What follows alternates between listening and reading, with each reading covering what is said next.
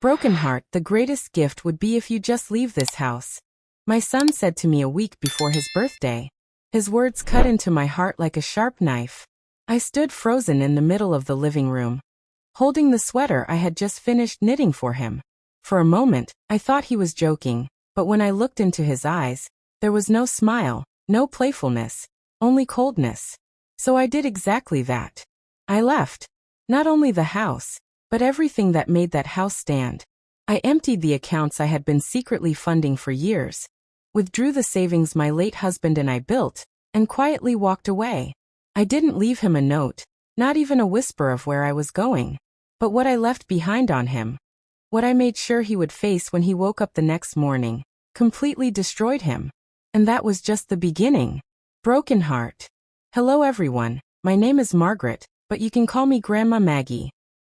I'm 72 years old, speaking to you from the quiet town of Springfield, Illinois here in the United States. Before I continue, please do me a little favor. Subscribe, like, and hit the notification button so you don't miss more of these true and emotional stories. And let me know in the comments where you are watching from. I always love to see people from all over the world. Now let me take you back to where it all started. I was born in a small farmhouse in Kentucky, but most of my life I raised my family here in Illinois. My late husband, Richard, worked as a carpenter, and I was a schoolteacher for nearly 40 years. Life wasn't easy, but it was beautiful. We saved every penny, built our home with sweat and sacrifice, and raised 2 children. David, my son, and Mary, my daughter.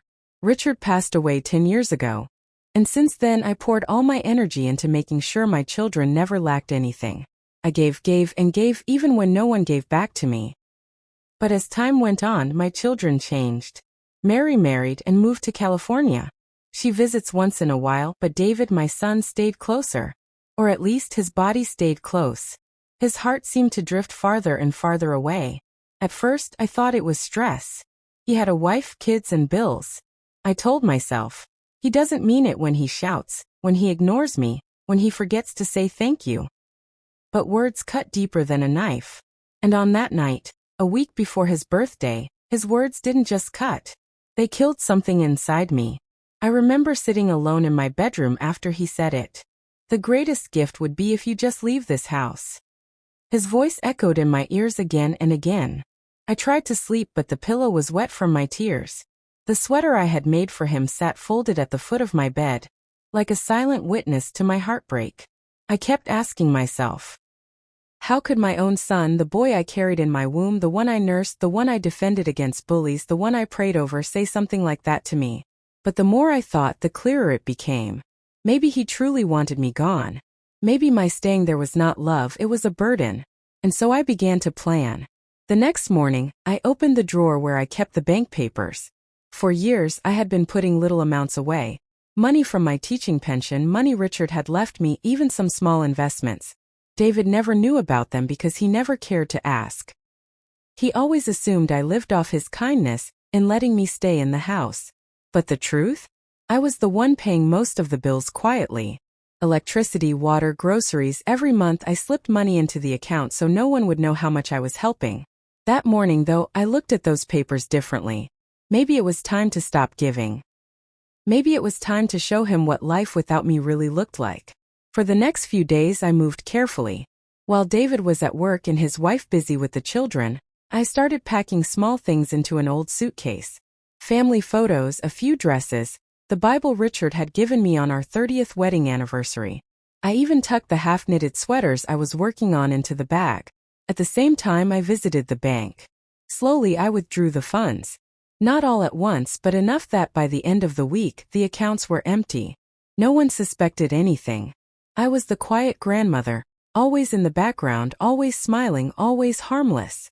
But in my heart, I was planning my departure. The night before his birthday came, David was in high spirits talking about how his friends were coming over. I sat quietly at the dinner table, eating the chicken stew his wife made. Not once did he ask me how I was. Not once did he notice the sadness in my eyes. After everyone went to bed, I went into the living room one last time.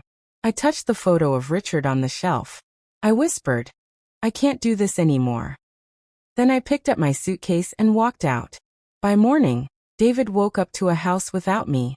But that wasn't all. The bills were waiting for him. The bank had already sent notices. The groceries were unpaid for. The electricity bill, water bill, even the mortgage. Everything he thought he had under control was actually what I had been carrying. And when he checked the accounts to prepare for his birthday party, he found them empty. His world collapsed in a single moment. And as for me, I was already miles away, sitting quietly in a bus station, watching the sunrise, wondering what would happen when the truth finally sank in. But what I didn't know then was that my leaving would not just shake his world. It would destroy him in ways I couldn't imagine. Because later that same day, something happened that none of us saw coming. Broken heart. The sound of David's voice echoed through the walls that morning, even though I was miles away. "Mom? Mom!" he shouted, his footsteps pounding the wooden floorboards of the house. He searched every room, the kitchen, the backyard, even the garage, but there was no trace of me. Only silence and the faint smell of the chicken stew we'd eaten the night before. At first he thought maybe I had gone for a morning walk. But when he noticed my bedroom door open, the bed neatly made, and my suitcase gone, something inside him shifted. Panic. He rushed to the phone and tried calling me. But my number had been disconnected. Then he went to the bank thinking maybe I had gone there. That's when the truth slapped him across the face. The accounts were empty, completely drained. His hands trembled as he held the bank slip. No, this can't be happening. That same day, bills began pouring in. The electricity company sent a warning. The mortgage reminder showed up in his email. His wife asked why the groceries weren't delivered like they usually were. Slowly, everything he thought was stable began falling apart before his eyes. And that was only the beginning of his downfall. Meanwhile, I was sitting at the bus station cafe, sipping a cup of hot coffee. For the first time in years, I felt a strange sense of freedom. But it was mixed with guilt. My son was probably pacing, confused, maybe even angry. I whispered to myself, maybe this will teach him. Maybe he'll understand what it means to lose someone who holds everything together quietly. I didn't hate David. No, a mother can never truly hate her child. But his words had crushed me, and leaving was the only way to make him see my worth. I had enough money in my bag to live comfortably for a while. I wasn't planning on staying in Springfield. My heart told me to travel south, maybe to Tennessee, where no one knew me. A fresh start. A quiet life. But little did I know, while I was sipping that coffee and dreaming of peace, David's entire world was collapsing faster than I imagined. That afternoon, David had a party planned. Friends were supposed to come over for his birthday weekend. He had bragged about it at work, promising an evening of food, drinks, and laughter. But when he checked his accounts again to buy supplies, there was nothing. His face went pale. He called the bank manager in desperation. "There must be a mistake," he shouted into the phone. But the manager calmly explained, "Sir, the account holder withdrew all funds this week." "The account holder? But that's my..." He stopped mid-sentence as realization dawned on him. It wasn't his money. It was mine. Everything he thought belonged to him. The bills being paid, the steady flow of groceries, the safety net, had been from my sacrifice. Without me, he had nothing. By the time his friends arrived that evening, the house was dark. No music, no food, no drinks. Just David sitting on the couch, his head in his hands. His wife stood in the corner, glaring at him. "Where's your mother?" one of his friends asked, looking around.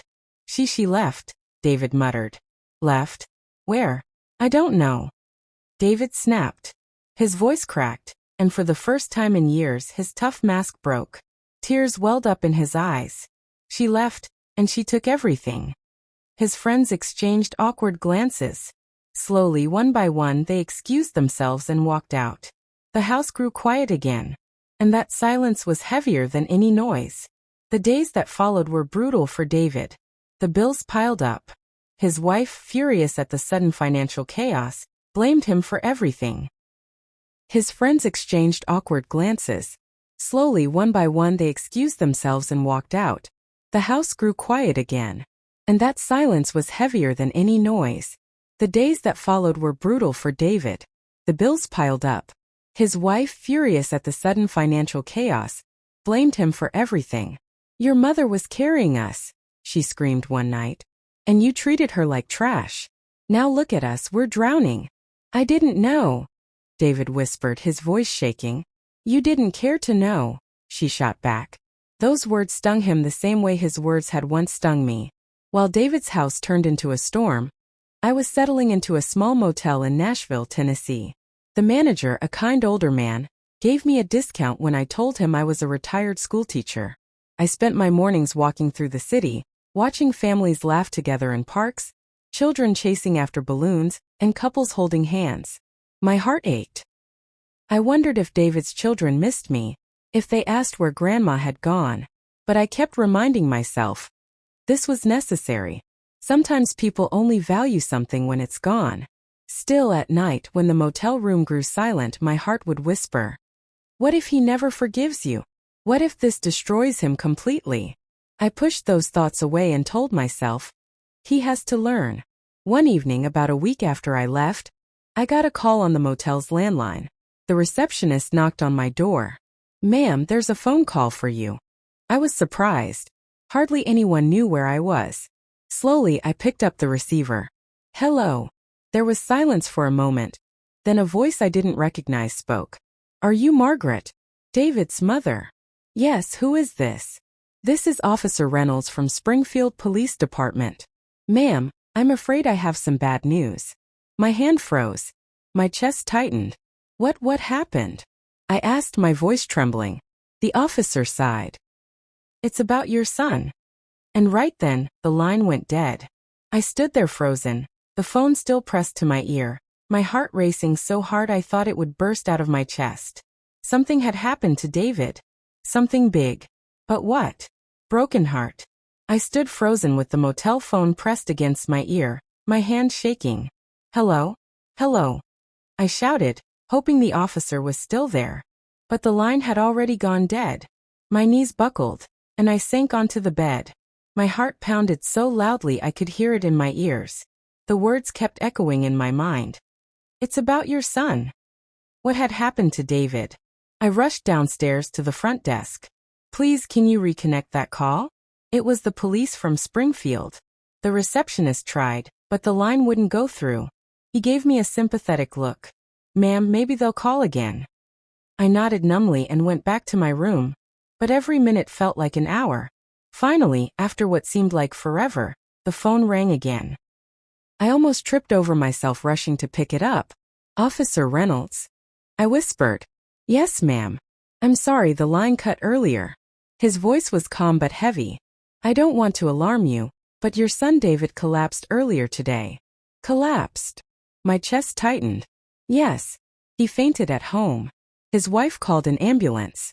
The doctor said it was a combination of stress, high blood pressure, and, well, possibly shock. He's at Springfield General Hospital now. My heart sank. Tears blurred my vision. I had left to teach him a lesson, but had my leaving pushed him too far? That night I couldn't sleep. I tossed and turned in the motel bed, guilt gnawing at me. Was I punishing him or destroying him? But then I remembered his words. The greatest gift would be if you just leave this house. He had thrown me away like I was nothing. Maybe this was the only way he would understand my value. Still, he was my son, my flesh and blood. The next morning I packed my suitcase again. I bought a bus ticket back to Springfield.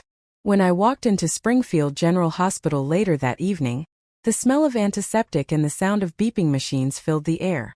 My hands trembled as I made my way to the receptionist. I'm here to see my son David Miller, I said, my voice barely above a whisper. The receptionist looked up, surprised. Are you his mother? They've been looking for you. My stomach dropped. Looking for me? Why? They'll explain. A nurse led me down the long white corridor, every step echoing like a drumbeat in my chest. When she pushed open the door, I froze. There was David, lying pale and weak on the hospital bed. His wife sat beside him, her eyes red from crying. My grandchildren were curled up in the corner chairs, looking lost and frightened.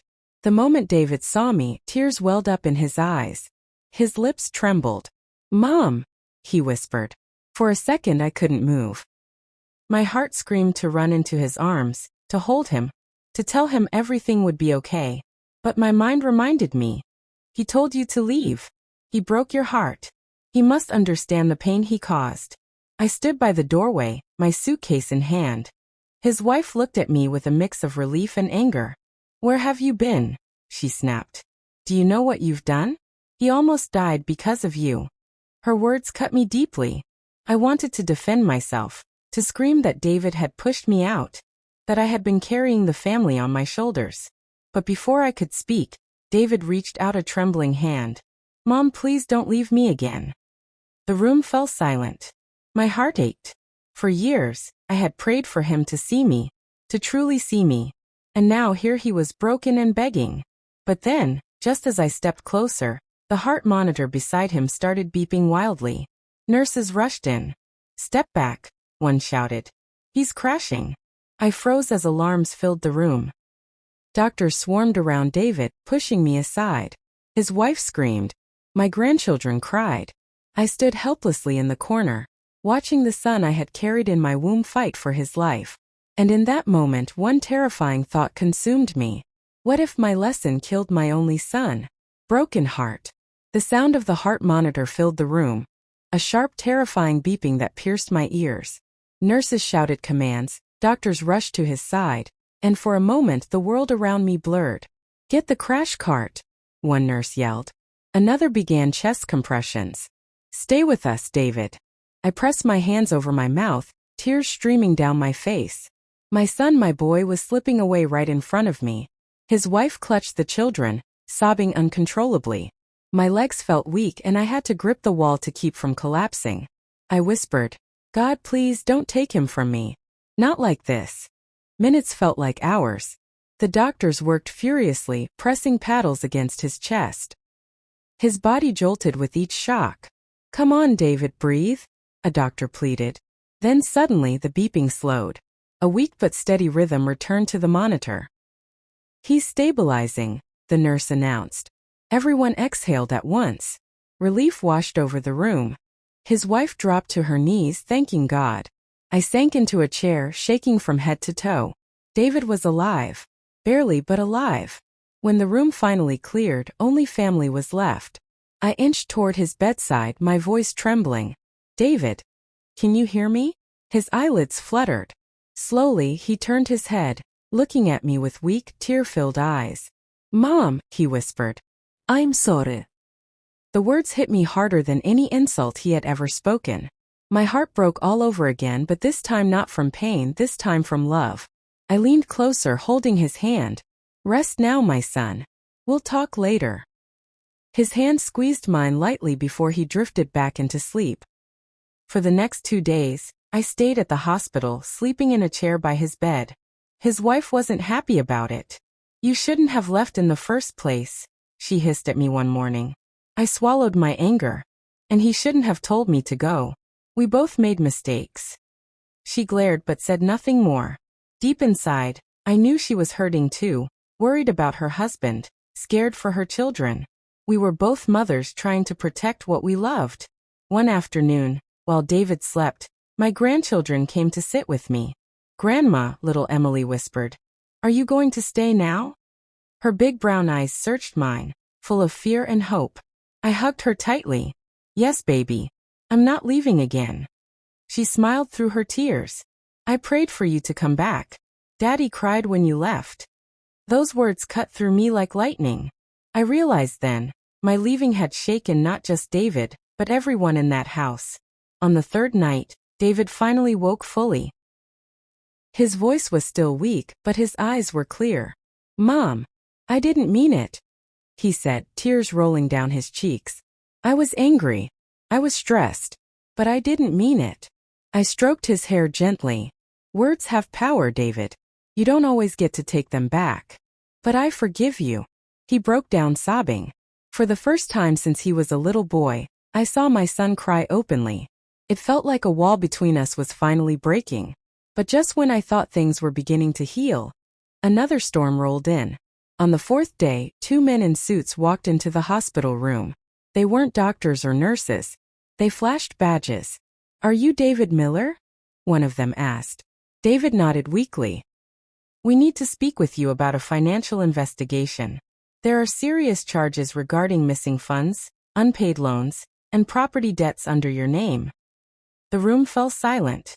His wife gasped. I froze. The man continued, "If you can't provide answers, we may have to take legal action." I stared at my son in shock. What debts? What loans? What was he hiding? And suddenly, I realized, maybe my leaving hadn't been the only thing that destroyed him. Maybe he had been hiding secrets all along. Broken heart, the two men in suits stood tall at the foot of David's hospital bed. Their faces were firm, unreadable. "Mr. Miller," one said, "we have records of unpaid debts under your name. Some of them go back years. There are also missing funds from a joint account that you managed." David's face went pale. He gripped the blanket tightly, his voice trembling. I can explain." My heart dropped. Missing funds? Unpaid debts? What had my son been hiding all this time? His wife looked at him in shock. "Debts? What debts? David, what are they talking about?" David opened his mouth, then closed it again, like the words were stuck in his throat. Finally he whispered, I took out loans. Business loans. Years ago. I thought I could pay them back, but what?" I asked, my voice sharper than I meant it to be. He buried his face in his hands. "I failed. The business didn't work out. I borrowed more to cover the first loans. And then more again. It just kept piling up. I thought I could handle it, Mom. I didn't want to worry you." The room grew quiet, except for the steady beep of the heart monitor. The investigator cleared his throat. "Mr. Miller, unless you can provide proof of repayment, your home and assets may be seized. We'll give you a week to come forward with documents before legal proceedings begin." Then, just as quickly as they had arrived, the men left the room. David's wife turned on him, her face twisted in anger. "You lied to me.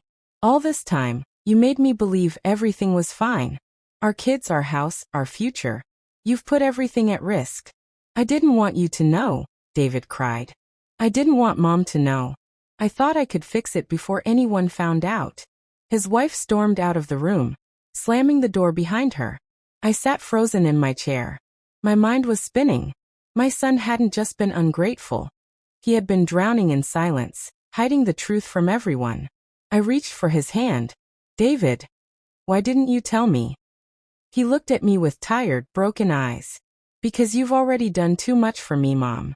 I couldn't bring myself to ask for more. I felt like a failure. Like a burden." The word sliced through me. A burden. The same word he had once thrown at me when he told me to leave. Now he was the one feeling it. For the next few days, the hospital became a battlefield. His wife barely spoke to him. His children clung to me, afraid of what was happening. And David? He grew quieter, as though the weight of his secrets had drained the life out of him. At night, I prayed by his bedside. "Lord, help him. Help my son find his way. Don't let him be destroyed by his mistakes." But deep down, I knew prayer alone wouldn't fix this. His debts were real. His lies had consequences. One evening, as the sun set behind the hospital windows, David finally broke his silence. "Mom," he whispered, "I didn't just fail at business. I gambled too." The word struck me like a lightning bolt. Gambled. He nodded slowly, shame filling his face. "It started small. A few bets with friends. Then online poker. Then bigger and bigger games. I thought I could win enough to pay off the loans. But I only lost more. The debts grew out of control." My breath caught in my throat. My son, my own flesh and blood, was trapped in a secret life I had never seen. Tears rolled down my cheeks as I whispered, "Oh, David, what have you done to yourself?" Before I could say more, the hospital door burst open. Two men I had never seen before stepped inside. They weren't doctors or investigators. Their clothes were rough, their eyes cold. One of them carried a folder. "David Miller?" the taller one said, his voice low and threatening. David froze, his face draining of color. The man dropped the folder on his lap. "You owe our people $50,000. And time's up. If you don't pay, we'll take something far more valuable than money." I gasped, covering my mouth with my hands. His wife and children weren't there at that moment, thank God, but I was. And as those men glared down at my son, I realized the truth. David wasn't just in debt. He was in danger. And now so was the entire family. Broken heart. The taller man leaned closer to David, his shadow falling across the bed. His voice was sharp, every word cutting like a blade. 52 dollars. You have 1 week. If you don't pay, we'll collect in another way. David's lips trembled. I don't have that kind of money. The shorter man smirked, his eyes glinting. Then you'd better find it. Sell the house. Borrow. Beg. Steal. We don't care how. If you fail, he glanced at me, his gaze cold. We'll make sure everyone you love pays the price. I froze. My blood ran cold. They weren't just threatening David, they were threatening me. His children. All of us. When they finally left, David collapsed back against the pillows, his chest heaving. His skin looked gray, his hands shaking. I grabbed his arm. David, what have you gotten yourself into? Who are those men? He buried his face in his hands. They're loan sharks, Mom. I borrowed from them when the banks refused me. I thought I could flip the money. I thought I could win it back. My stomach turned. I wanted to scream, to shake him, to ask how he could be so foolish. But all I could do was sit there, gripping the edge of the bed, whispering, "My God, my son is trapped in the hands of wolves." The next few days were a blur of fear and silence. I tried to act normal for the children, telling them bedtime stories and making them laugh. But inside I was drowning. Every knock on the door, every phone call, made me jump. David grew quieter each day. He knew he couldn't pay them. He knew they wouldn't forgive. One night, as I tucked little Emily into bed at the hospital's family lounge, she whispered, "Grandma, are bad people going to hurt Daddy?" I froze, my throat tightening. "No, sweetheart," I lied softly, brushing her hair. "Grandma won't let that happen." But inside, I wasn't sure. The following morning, David's wife cornered me in the hallway. Her eyes were red and swollen, her voice sharp with anger. "This is your fault," she hissed. I blinked, stunned. "My fault? How?" "You left him. You drained the accounts. If you had stayed, maybe he wouldn't have spiraled this far." Her words sliced into me. I wanted to argue, to defend myself. But deep down, guilt gnawed at me. Maybe my leaving had pushed him further over the edge. Still, I lifted my chin. He made his choices long before I left. "Don't you dare put all of this on me." She glared at me, but she had no reply. That afternoon, as I sat by David's bed, he reached out weakly and grabbed my hand. His eyes were filled with tears. "Mom, I don't want to die like this. I don't want those men to hurt you, or the kids." I squeezed his hand, my heart breaking. "Then fight, David. We'll find a way. I'll help you." He shook his head. "No. You've done enough. Too much. I ruined everything." I held his hand tighter. "You're still my son. I can't sit back and watch them destroy you." And in that moment, I made a silent vow. Whatever it took, I would protect him, even if it meant facing those men myself. 2 days later, I got my chance. I was walking back from the hospital cafeteria with a cup of tea when I saw them again. The 2 men from before, standing at the far end of the hallway. They were waiting. My heart thudded in my chest, but I forced my feet to move forward. I wasn't going to let them see fear. When I reached them, the taller one smirked. "Ah, the mother. Just who we wanted to see." I tightened my grip on the cup, my knuckles white. "Leave my son alone. He's sick. He can't fight you." The shorter one chuckled darkly. "Then maybe you can pay for him. You look like a woman with resources." My throat went dry. They didn't know I had taken the money when I left. They didn't know I had it hidden away. But in that moment I realized something terrifying. If I admitted it, they would bleed me dry. If I stayed silent, they might hurt David anyway. Before I could respond, the taller man leaned in close, his voice low and threatening. "You have 72 hours. If we don't see payment, we'll make an example of your son. And maybe your grandchildren." I froze, the cup slipping from my hand and shattering on the floor. They turned and walked away, leaving me standing in the hallway, shaking, tears streaming down my face. I had 72 hours to save my family. But what they didn't know was that I had a plan. Broken heart 72 hours. That's all the time I had. As I stood in the hospital hallway with shards of the broken cup at my feet, the weight of the men's threat pressed down on me. They weren't bluffing. I had seen it in their eyes. They would destroy my son and take whatever they wanted from us if I didn't act. I wiped my tears quickly before anyone saw me.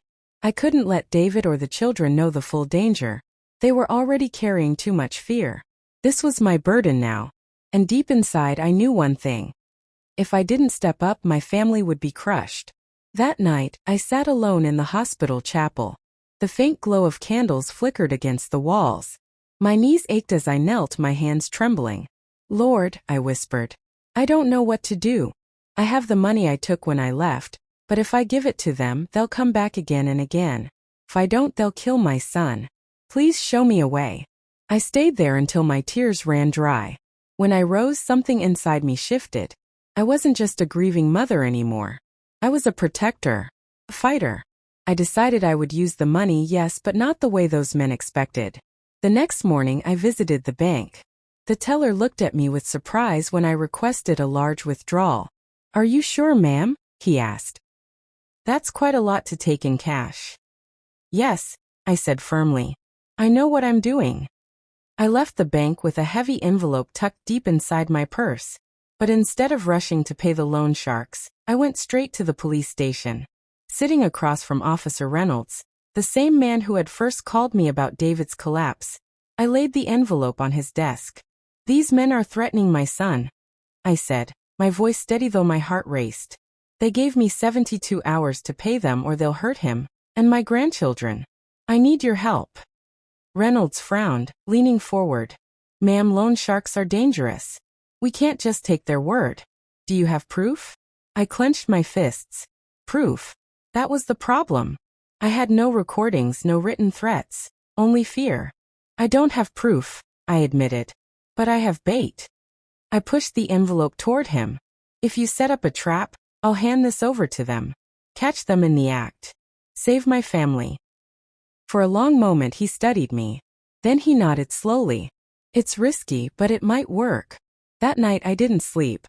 I stayed by David's side, listening to his weak breathing, stroking his hair like I used to when he was a child. He was still pale, still broken, but alive. He opened his eyes briefly. "Mom, why do you look so worried?" I forced a smile.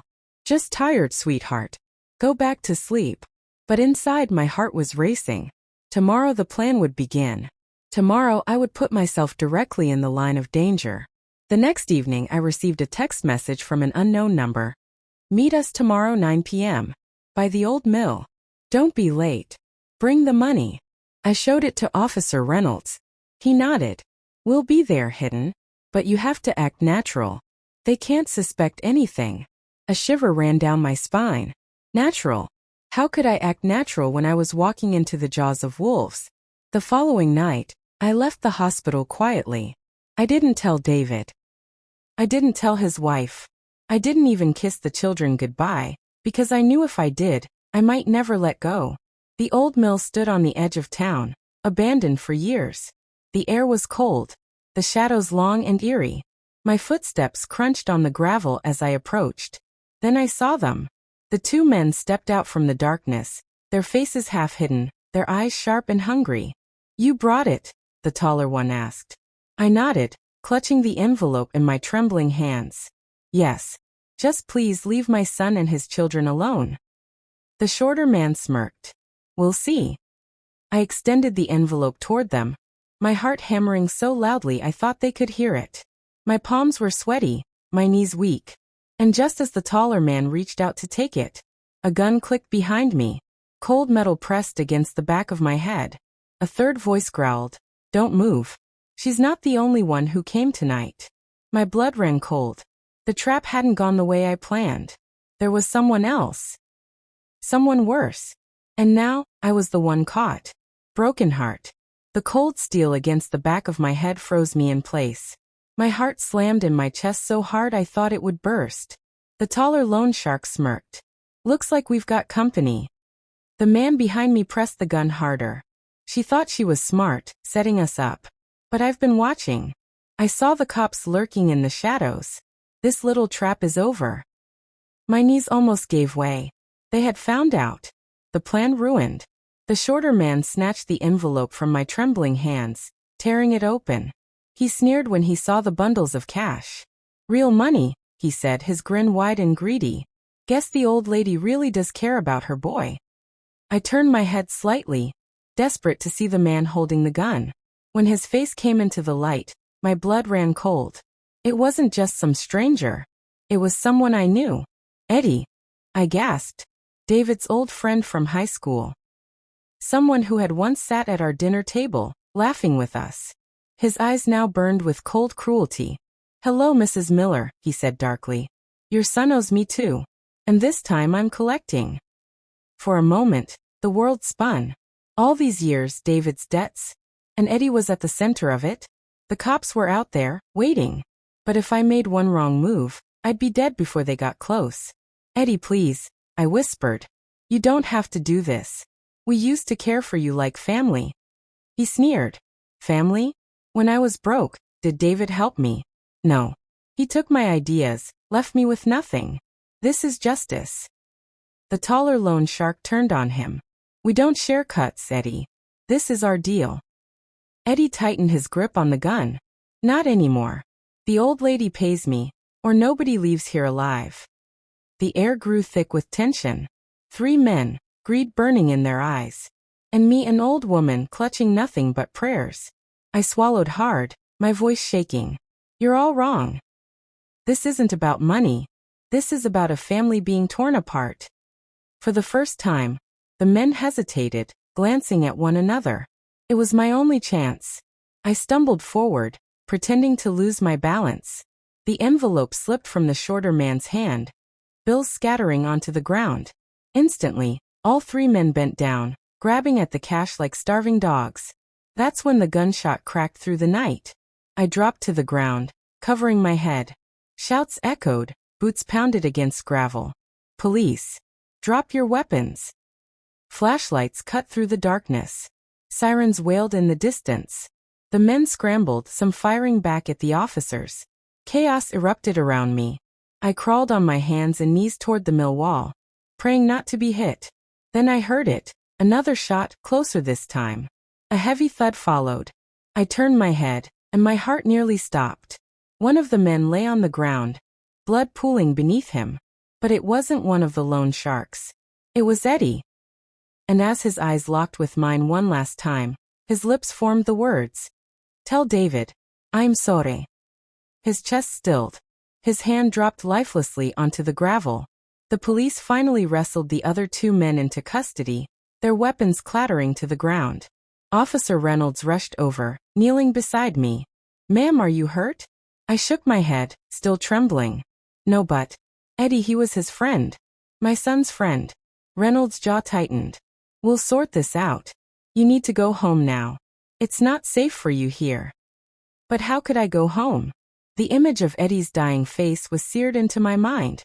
And worse, how would I ever tell David that the man he once trusted had betrayed him and died because of it?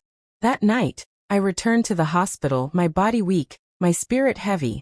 I sat beside my son's bed, staring at him while he slept.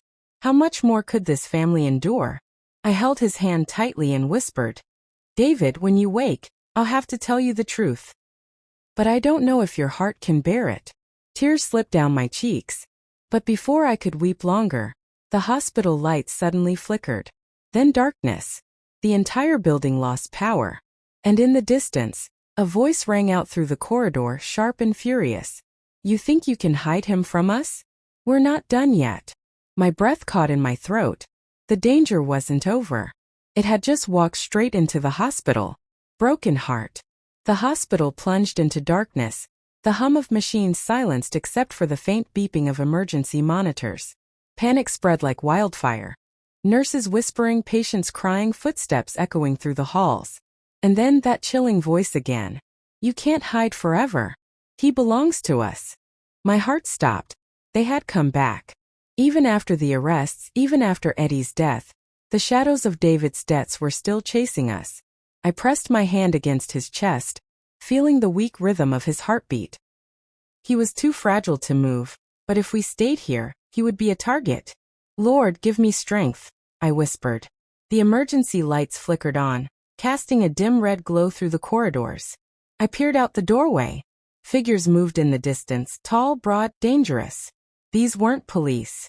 They were men sent to finish what the loan sharks couldn't. I turned back to my sleeping son. David, please wake up. His eyes fluttered open weakly. Mom. What's happening? There's no time to explain, I said, my voice trembling. We have to get you out of here. He tried to sit up, but pain shot across his face. I can't. Yes, you can, I whispered fiercely. Because your children need you. Because I won't let you die here. Just then the door creaked open. A nurse slipped inside, her face pale with fear. Mrs. Miller, she whispered. They're searching the wards. They've already reached the East Wing. We have to move him now.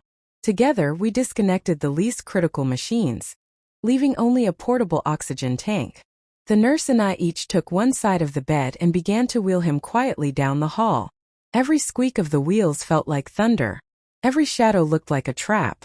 We turned into a storage corridor, the nurse leading us toward a service elevator. Suddenly, heavy boots pounded the floor behind us. There. That's them. A voice barked. I froze. Men were running toward us. Go, the nurse hissed, pushing the bed faster. The elevator doors slid open just as two men lunged forward. I shoved David's bed inside, hitting the close button frantically. But one of them jammed his hand between the doors, forcing them apart. His eyes glared into mine. You're not taking him anywhere.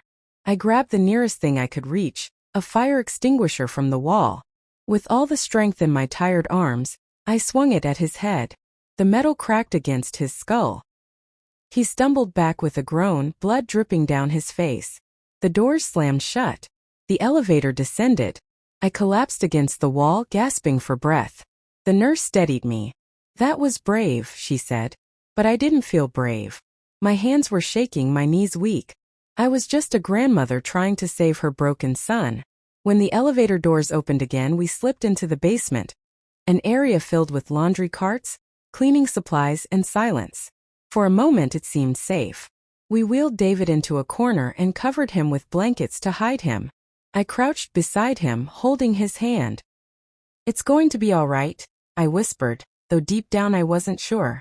The nurse left to find help, leaving me alone with David in the shadows.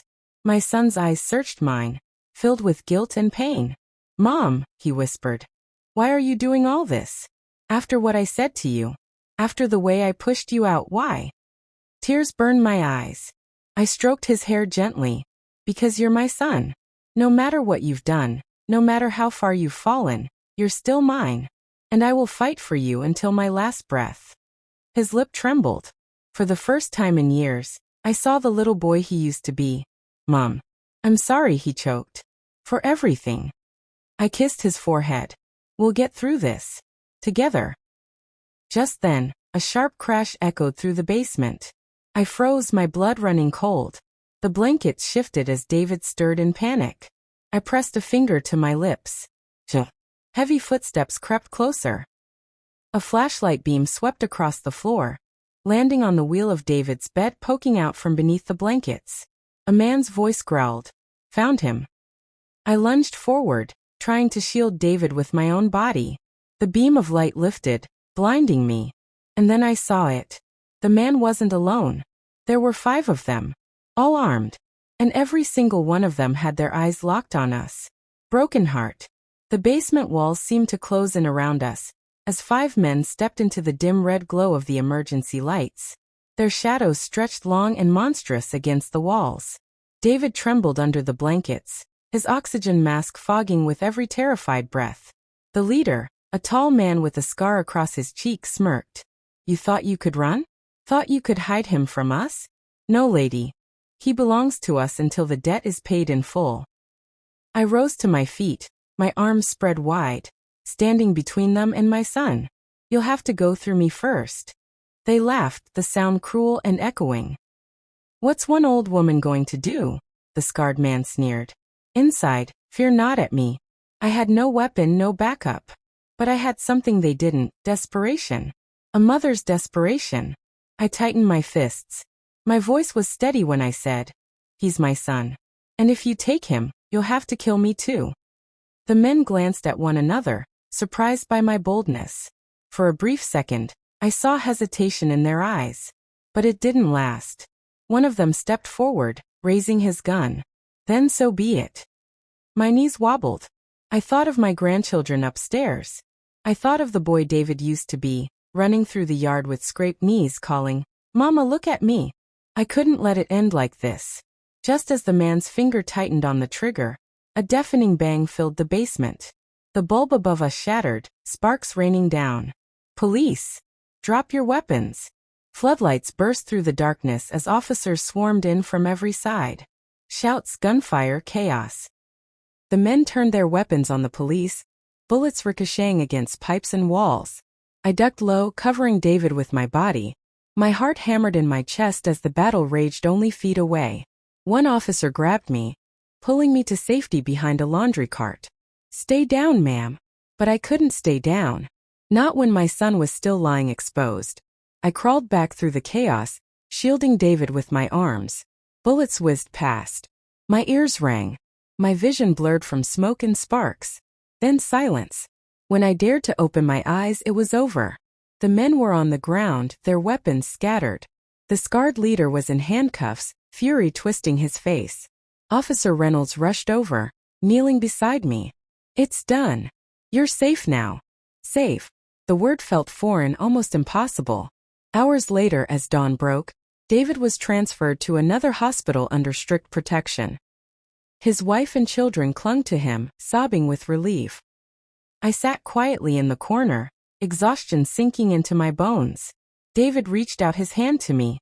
His voice was weak, but his words were clear. "Mom, you saved me. I don't deserve it, but thank you." I took his hand, tears filling my eyes. "You don't need to deserve it. You're my son. That's enough." He broke down then, sobbing like the little boy he once was. And in that moment, I knew, no matter the scars, no matter the debts, no matter the years of pain, we were still bound by something stronger than all of it: love. A week later, David's debts were declared part of the criminal investigation. The men who had hunted him were locked away. And slowly, step by step, we began to heal. Life wasn't perfect. The road ahead would be hard. But we had survived the storm. And as I watched my grandchildren play in the hospital garden, their laughter filling the air, I whispered a prayer of gratitude. Because in the end, what truly matters isn't money. It isn't pride. It's the family we fight for, even when it hurts. My name is Maggie Miller from Ohio, 68 years old. If you've followed my story till now, thank you. Please like this video, subscribe, and click the notification bell so you don't miss the next story. And tell me, where in the country are you watching from? I love knowing where my family of listeners are joining me. Until next time, stay safe and never give up on the ones you love. Broken heart. I thought it was over. I thought once the men were arrested and David was safe in a new hospital, the storm had passed. For the first time in months, I allowed myself to breathe. I cooked warm meals for the grandchildren, read them bedtime stories, and sat quietly in the hospital garden with my son. But peace, I would soon learn, was only a fragile dream. Because one morning, just as the sun rose over the Ohio hills, I opened my mailbox and froze. Inside was a single envelope. No return address. Just my name scrawled in jagged handwriting. I tore it open with trembling fingers. And there it was. A photograph of my grandchildren walking to school. On the back in red ink were the words, "The debt lives on." The envelope slipped from my hands. My knees nearly gave out. They weren't finished. Even after all we had been through, someone still wanted revenge. I rushed inside, clutching the photo to my chest. My heart pounded so hard I thought it might tear through my ribs. When I showed it to David, his face turned ashen. "Mom, they shouldn't know where the kids go to school. How could they?" He cut himself off, his jaw tightening. His eyes darted away. And in that moment, I realized something. He was hiding another secret. For the rest of that day, I couldn't shake the image of that photograph. Every laugh from the children, every step they took, Felt like a countdown clock ticking louder and louder. I called Officer Reynolds. They're threatening my grandchildren now, I said, my voice breaking. Stay calm, he told me. Bring the letter in. We'll analyze it. It could be a scare tactic. But deep down, I knew this wasn't a scare tactic. This was a warning. And warnings like this don't come unless danger is already close. That night, after tucking the children into bed, I sat across from David in his hospital room.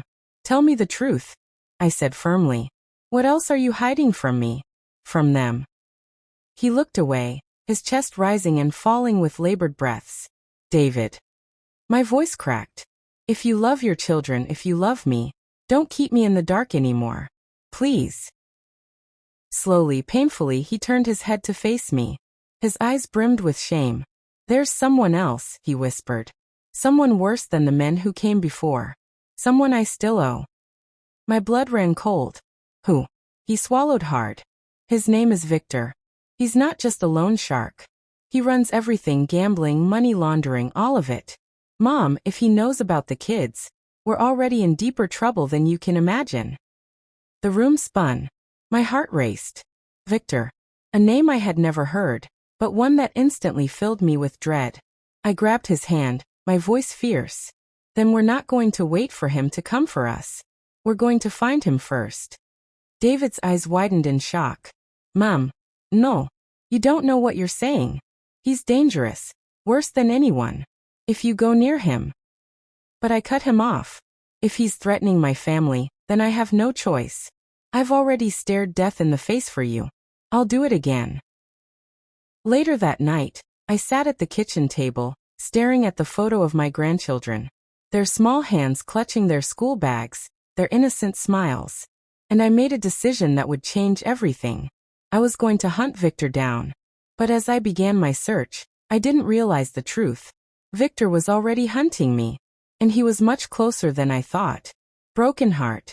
The note said, the debt lives on. But the next thing that happened made me understand what that really meant. One rainy morning, not long after I decided to find Victor, I heard a soft knock on my door. I was alone in the kitchen. The children were at school. David was still in the hospital, resting under police protection. My heart beat fast. When I opened the door, a man stood there wearing a dark coat and a fedora pulled low. Rain dripped from the brim. He smiled at me like he knew me well. Mrs. Miller? He said in a voice that wanted to be friendly. I was wondering if you might remember an old friend of the family. Something cold moved through me. Up close, his eyes were small and sharp. I pretended to be polite. Do I know you? I asked, keeping my voice calm.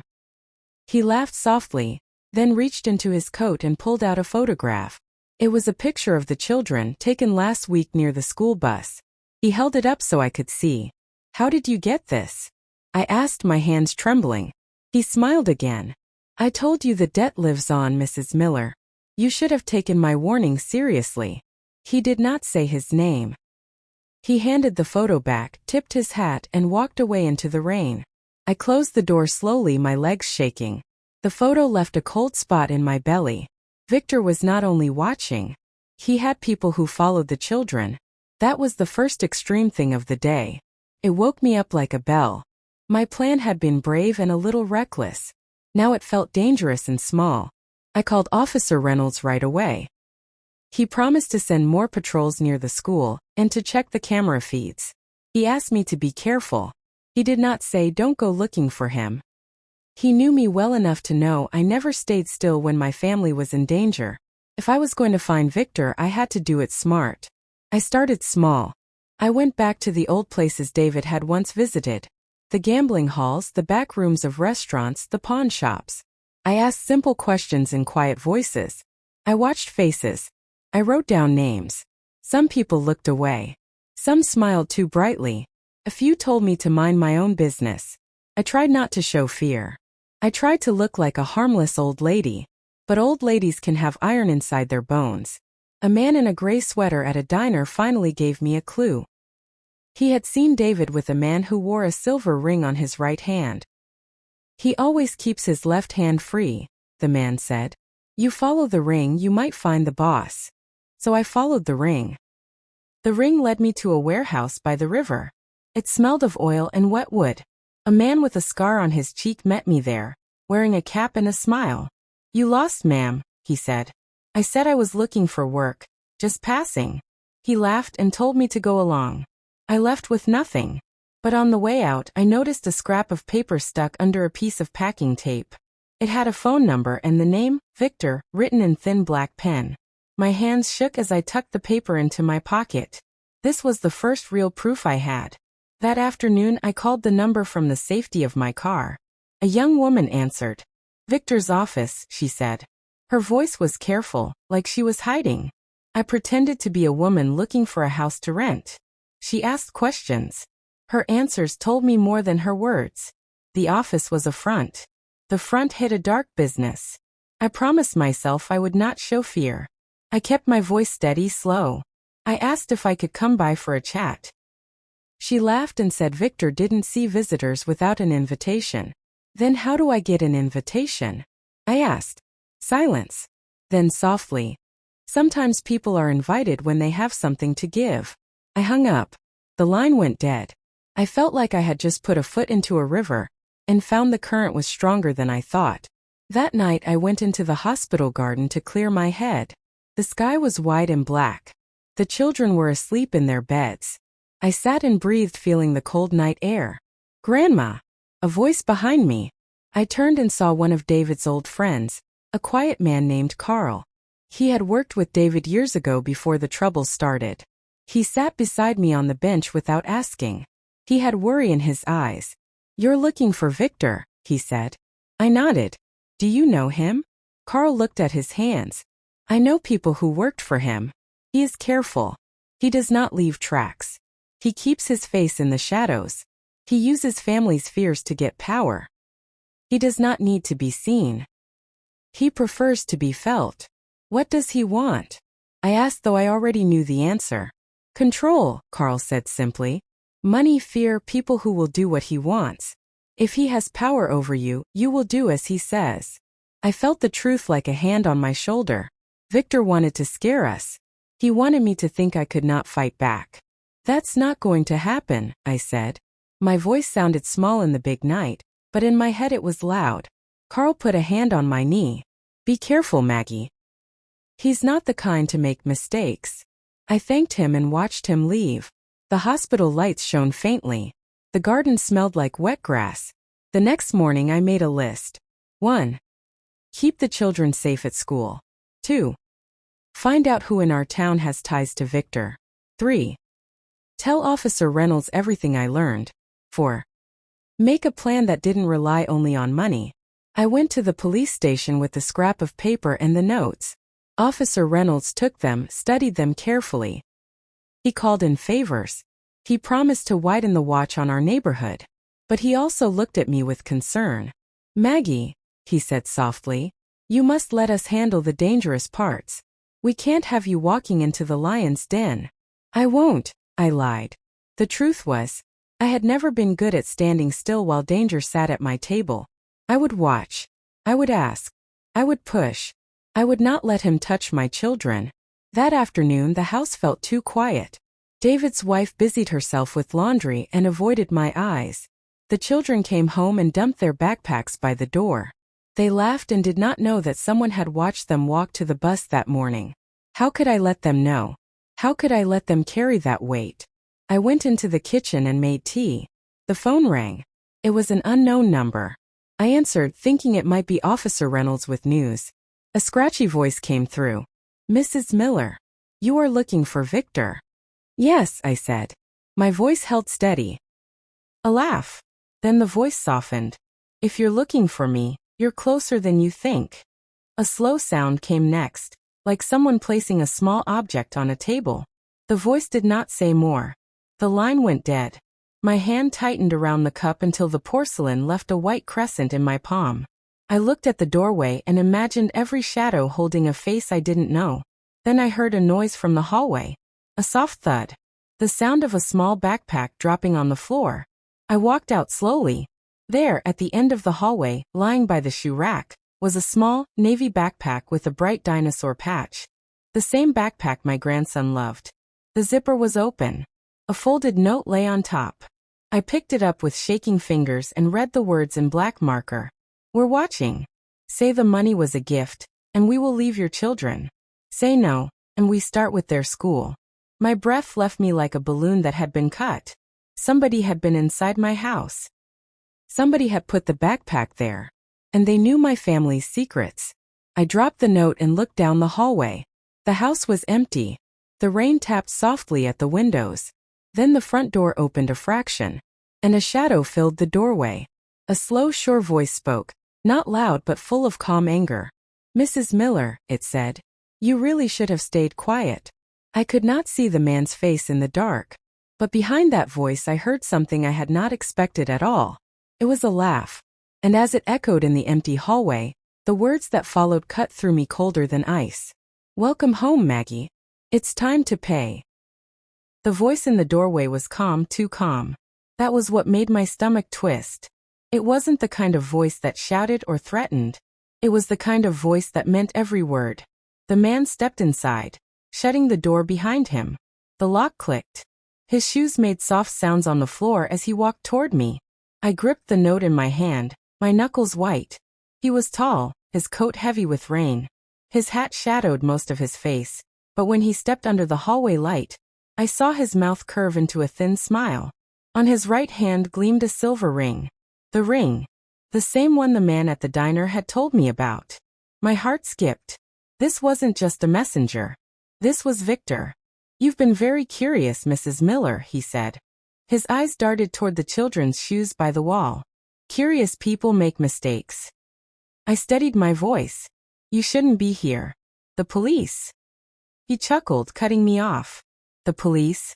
They follow rules. I don't. He moved closer, and with every step, the air seemed to grow heavier. I backed into the living room, my hands shaking. The note slipped from my grip and floated to the floor like a feather. Victor stopped, bending slowly to pick it up. He glanced at the words, then tucked the paper neatly into his coat pocket. Empty threats are useless, Mrs. Miller. But reminders? Reminders last forever. I swallowed hard. What do you want? His eyes locked onto mine. They were dark, deep, and unreadable. I want loyalty. I want silence. And I want repayment. You already took everything, I whispered. He tilted his head. Not everything. Not yet. His eyes flickered toward the family photos on the wall. David with the children, my late husband holding me years ago, birthdays, Christmas mornings, graduations. Family is worth far more than money. I felt my knees weaken, but I forced myself to stand tall. If you lay a hand on them, I swear. He raised his hand, stopping me. Swear all you like. But remember, I always collect what is owed. Before I could answer, headlights flashed across the curtains. A car pulled up outside. The sound of doors slamming shut filled the night. Victor's smile faded. His voice turned sharp. We'll finish this later. He stepped back into the shadows, slipped out through the side door, and was gone as quickly as he had come. The front door burst open. Officer Reynolds stormed in with 2 other policemen. Maggie, are you all right? I nodded, though my body was trembling. He was here. Just now. He was here. Reynolds scanned the room, then the note on the floor. His jaw tightened. Victor, he muttered. You saw him. Yes, I whispered. My hands were still shaking. And he knows everything. The officer searched the house, but he was already gone. Like smoke, Victor vanished without leaving a trace. Reynolds knelt in front of me. Maggie, listen to me. This is dangerous. You can't be alone anymore. He's making it personal now. I clutched the arm of the chair to keep from falling. The truth hit me like a heavy stone. Victor wasn't going to stop. He wasn't after money anymore. He was after control. And the only way he would stop was if I ended it. I looked at Reynolds and spoke with a voice steadier than I felt. Then we end this before he destroys us all. For the first time, I saw a flicker of worry in the officer's eyes. Maggie, ending this might cost more than you're ready to give. I met his gaze. My voice was barely a whisper, but it carried all the steel I had left. Then I'll pay the price. At that very moment, a crash came from the back of the house. the sound of glass shattering. Reynolds and his men drew their guns and rushed toward the kitchen. I froze where I stood, my heart pounding. And then I heard it, a small frightened cry. It was my grandson's voice. He wasn't supposed to be home, but somehow he was, and Victor knew it. The cry was faint, almost muffled, but I knew it instantly. My grandson. My heart jumped to my throat. Ethan. I screamed, bolting toward the kitchen. Reynolds' voice thundered behind me. Stay back, Maggie. But I couldn't. The sound of a child's fear has a way of tearing every bit of reason from a grandmother's bones. The kitchen was chaos. Glass from the back window littered the floor, glittering under the weak moonlight.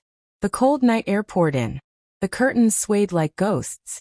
And standing in the middle of it, my grandson, Ethan, no more than 8 years old, with a rough hand clamped over his mouth. The man holding him wasn't Victor. He was younger, leaner, with a shaved head and wild eyes. A hired hand. A messenger. But the silver glint on his right hand told me all I needed to know. He was Victor's man. The officer nearest to me raised his gun. Put the boy down. The man sneered, tightening his grip on Ethan. The child's muffled whimper pierced through me like glass. If anyone fires, the man growled, the boy gets hurt. I felt my knees weaken. I pressed my hands together, praying under my breath. Please, Lord, don't let him harm my grandson. Not this way. Reynolds stepped forward, his gun steady. Listen to me. You don't want this. Let the boy go and we'll talk. The man laughed, a dry, broken sound. Talk? I've been told to deliver a message, not to talk. His eyes flicked to me. I felt the weight of his stare. He wasn't here for the officers. He was here for me. Maggie Miller, he said, drawing out my name like poison. Victor says you've been too bold. He says you've forgotten your place. My hand shook, but I raised my chin. If Victor has something to say, he can say it to me himself. The man's grip on Ethan tightened. My grandson's eyes were wide, full of tears. Oh, he'll come, the man sneered. But first he wanted you to see how quickly he can reach inside your house. How easily he can touch what you love. My breath caught. Every part of me wanted to rush forward, to tear Ethan free with my bare hands. But one wrong move, and I'd lose him. Reynolds' voice boomed. Let the boy go now. The man smiled, a twisted, wicked smile. You want him? Then tell her to stop. Tell her to stop digging, stop asking, stop fighting. His eyes locked with mine again. Say it, Grandma. Say you'll give up. The room seemed to tilt around me. My grandson's life hung in the balance, and all I had to do was say the words. But deep in my chest, something stronger than fear burned. I had given too much already. I had lost too much. And I knew, if I surrendered now, Victor would own us forever. I stepped forward, my voice trembling but firm. You tell Victor this. The man yanked Ethan back, pressing a knife to his throat. My words caught in my chest. Careful, he hissed. One wrong word and the boy bleeds. For a moment, silence filled the room. The only sound was Ethan's sobs and the heavy breathing of the officers with their guns drawn. And then something shifted. Ethan, my brave little grandson, bit down hard on the man's hand. The attacker yelped, loosening his grip just enough. Now! Reynolds roared. The crack of a gunshot split the air. The man dropped to the floor, clutching his shoulder. Ethan broke free, running straight into my arms, sobbing into my chest. I held him tight, my tears falling into his hair. The officers pinned the man down, his screams echoing through the house. Reynolds barked orders, his voice sharp and urgent. Get him cuffed. Get him out of here. The chaos blurred around me. All I could focus on was Ethan's tiny arms around my neck, his heartbeat racing against mine. But then, as they dragged the bleeding man out of the kitchen, he laughed. Blood dripped from his lips, but his eyes glittered with something cruel. You think this is over? He spat. This is only the beginning. He's coming for you, Maggie. He's coming tonight. His laughter followed him out the door, rattling inside my skull. I tightened my grip on Ethan, my own heartbeat pounding in my ears. Victor was truly coming tonight. Then the real storm had only just begun. The house was sealed off by flashing lights and shouting voices. Police cars lined the street, their red and blue reflections painting the wet pavement. Neighbors peeked from behind curtains, whispering, but I didn't care who was watching. All I cared about was the trembling child in my arms. Ethan's small body shook against me. I rocked him gently, whispering, "It's all right, baby. Grandma's here." Grandma's not letting go. But inside I knew it wasn't all right. Not even close. Reynolds crouched beside me, his face grim. "Maggie," he said quietly. He meant what he said. "Victor won't wait. We need to move you, the children, everyone now." I looked around the house. Every wall held memories. Birthdays, holidays, quiet dinners where laughter once filled the air. But those walls also held secrets. David's debt, the lies, the darkness that had crawled inside with Victor's shadow. I nodded. "We'll leave. But running won't end this, Reynolds. He'll follow us wherever we go." Reynolds sighed. "I know. But tonight, survival comes first." The officers moved quickly, securing the house, checking every window, every door. Still, I felt it. The sense of being watched, of eyes hiding just beyond the reach of light. As I gathered a few things, coats, schoolbooks, Ethan's stuffed dinosaur, I noticed something strange on the hallway table. A folded envelope. It hadn't been there before. My hand shook as I picked it up. Written on the front in bold black letters was my name, Maggie. Reynolds saw it too. "Don't open that." But I already had. Inside was a single photograph. It was the family taken years ago at a park. Me, David, his wife, and the children. Everyone smiling. Except this picture was wrong. In the photo, someone had drawn a thick red X across each of our faces. All except mine.